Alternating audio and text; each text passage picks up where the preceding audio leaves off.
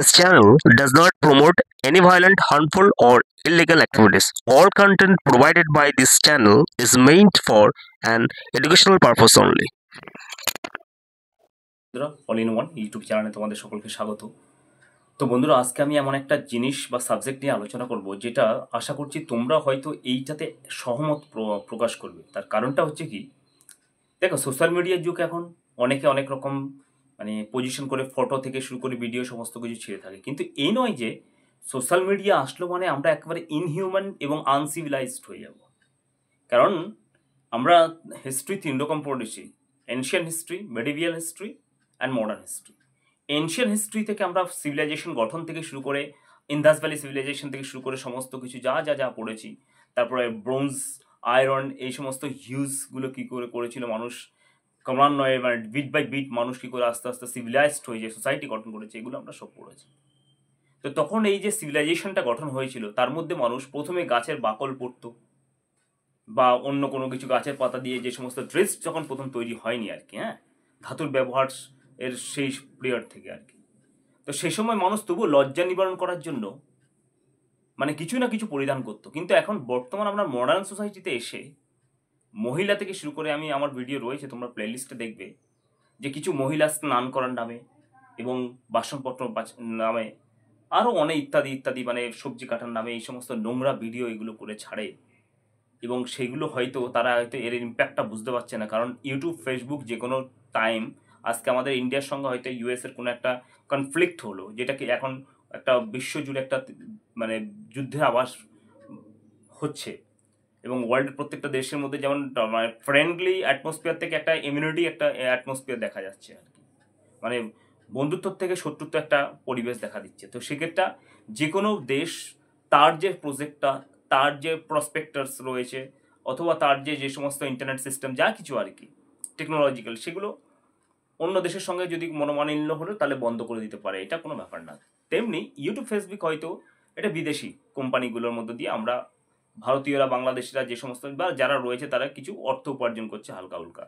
যদিও এটা ইউটিউব, ফেসবুকে প্রচুর পরিমাণে পরিশ্রম করায়, তার মধ্যে যদি আমরা টাকার পরিমাণ দেখি, যারা ইউটিউবার ভালো অনেক বড় বড়, তাদের কথা বলছি, তাদের যৎসামান্য ইনকাম দেয় ইউটিউব। একটা ভিডিও এডিটিং থেকে শুরু করে, ভিডিও ক্রিয়েট থেকে শুরু করে, শুটিং থেকে শুরু করে কত যে পরিশ্রম, কত পয়সা খরচা, সব কিছু এমবি পোড়ানো, এত কিছু সত্ত্বেও মাত্র অল্প সামান্য পয়সা ইউটিউব থেকে দেয় বা ফেসবুক থেকে দেয়। এরপরেও মানুষ কি করবে, হয়তো করছে তাদের শখে, তার একটা স্বপ্ন থাকে বাস্তবায়িত হওয়ার জন্য, সেই জন্য। তো এই জিনিসগুলো যে কোনো সময় বন্ধ হয়ে যেতে পারে, যে কোনো সময় উড়ে যেতে পারে। কিন্তু আজকে আপনারা যারা যে সমস্ত মা বোনরা উল্টো পাল্টা যে সমস্ত ভিডিওগুলো, সেক্সুয়ালিটি ভিডিও, অ্যাডাল্ট ভিডিও, শরীর দেখিয়ে এই সমস্ত ভিডিওগুলো করে যাচ্ছেন, আপনার কিছুদিন পরে ওই ভিডিওটা দেখালো, স্ক্রল করতে করতে আপনার সন্তানের কাছে আসলো, আপনার ছেলে কিন্তু আপনার উলঙ্গ দেহের ভিডিওটা তার চোখে পড়লো, তার ওই ছেলের বন্ধুর চোখে পড়লো, মেয়ের বন্ধুর চোখে পড়লো, তখন আপনি মুখটা লুকাবেন কোথায়? আপনি যদি একটা ভালো ভিডিও করুন, শিক্ষামূলক ভিডিও করুন, সেটাতে ভিউজ কম আসবে, জানি। এখন মানুষের অ্যাটিটিউডটা এরকমই হয়ে আছে। তাই বলে কি আপনি আপনার নিজস্ব মান সম্মান সমস্ত কিছু বিকিয়ে দেবেন? এবং তার ফলে কি হবে? তার ফলে এটা হবে যে কিছুদিন পর হয়তো এটা ব্যান হয়ে যাবে, কিন্তু আজকে একটা ভিডিও যখন আপলোড করলেন, কেউ ডাউনলোড করে রেখে দিল, আপনার সন্তানকে দেখাবে, আপনার সন্তান তখন আপনার সঙ্গে সম্পর্ক ছিন্ন করতে বাধ্য হবে। কারণ এরকম মা, বাবা, বোন বা যাই কিছু হোক, যারা সোশ্যাল মিডিয়ার মধ্যে যেসব নোংরামি ভিডিও করে, তো সেক্ষেত্রে তাদের ক্ষেত্রে আপনার সন্তান আপনার সাথে সম্পর্ক রাখতে চাইবে না, কারণ সে সমাজে মুখ দেখাতে পারবেন না, আর আপনিও পারবেন না। কিছুদিন পরে দেখো আপনার চ্যানেলই ডিলিট করে দিল। ইউটিউব তো তাই করছে, মানুষের চ্যানেল ডিলিট করে দিচ্ছে, এই করে দিচ্ছে। তো কি হয়েছে? কোনো গ্যারান্টি আছে এগুলো? কোনো গ্যারান্টি নেই। তো যাই হোক বন্ধুরা, এবার আমি মেন স্ট্রিমে আছি। সেটা হচ্ছে কি, আমি দেখছি কিছু ফিজিক্যাল এক্সারসাইজ বা আমাদের যেমন ফিজিওথেরাপি, এই সমস্ত কিছু ডাক্তার বা ক্রোনিওথেরাপি বা এরকম সামথিং আর কি, যারা বিভিন্ন রকমের আমাদের শরীরের যারা রিবগুলো রয়েছে, তারপরে বোনগুলো রয়েছে, এই সমস্তগুলো যে সেট আপ করা, বা এদের কোনো জয়েন্ট পেন, হিপ পেন, এই সমস্ত কিছু আমার মোবাইল স্ক্রিনে দেখতে পাচ্ছ। এইগুলো ভিডিওগুলো তারা ক্লিনিকের মধ্য দিয়ে করে এগুলো ইউটিউবে ছাড়ছে। এবার আমি একটা কথা বলি তাদের উদ্দেশ্যে, আপনি ডক্টর হন, যাই কিছু হন, আপনার যে ভিডিওটাগুলো পেশেন্টকে আপনি ট্রিটমেন্ট করছেন, বিভিন্ন রকমভাবে ট্রিটমেন্ট আর কি, সেই ভিডিওগুলো কেন করে আপনি এটা ছাড়ছেন? প্রথমত কোশ্চেন নাম্বার 1, আপনি ভিউ পাওয়ার জন্য এগুলো ছাড়ছেন। এইবার যে পেশেন্টটা সেখানে যাচ্ছে তার কনসেন্ট অবশ্যই রয়েছে, কারণ তার কনসেন্ট ছাড়া কেউ আপলোড করতে পারবে না।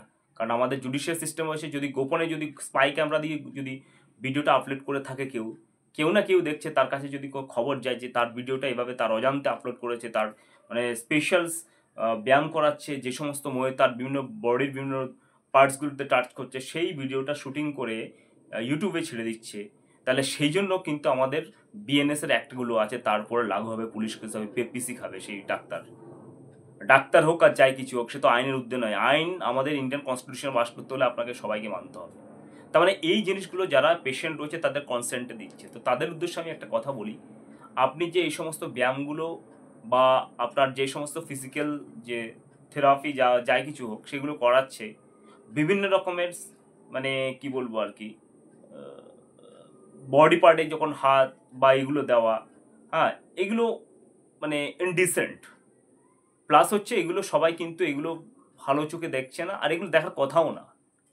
এর মধ্যে টোটালি কিন্তু একটা ইনডিসেন্টই রয়েছে, মানে ভদ্রতার কোনো জিনিস নেই। কারণ ট্রিটমেন্ট যদি হয়েই থাকে, ট্রিটমেন্টের আমাদের হিউম্যান বডি হিসেবে হিউম্যান অ্যানাটমি অনুযায়ী আমাদের বিভিন্ন যে অর্গানগুলো রয়েছে সেগুলো ওটিতে যখন ডাক্তাররা করে, সেগুলো তো ডাক্তাররা কি একটা ভিডিও করে ছাড়বে যে স্পেশাল মোমেন্টগুলো? এবং সেটা যদিও ছাড়ে সেটা হচ্ছে পেশেন্টের কনসেন্টে, এবং সেটা ছাড়া উচিত নয়। তো সেই ক্ষেত্রে আমি বলবো এই যে জিনিসগুলো চলছে সেগুলো নিয়ে আমি মনে করি মানুষের প্রতিবাদ করা উচিত। এগুলো এক ধরনের ওয়ান কাইন্ড অফ মানে কি বলবো আর কি indecent activities which is going on.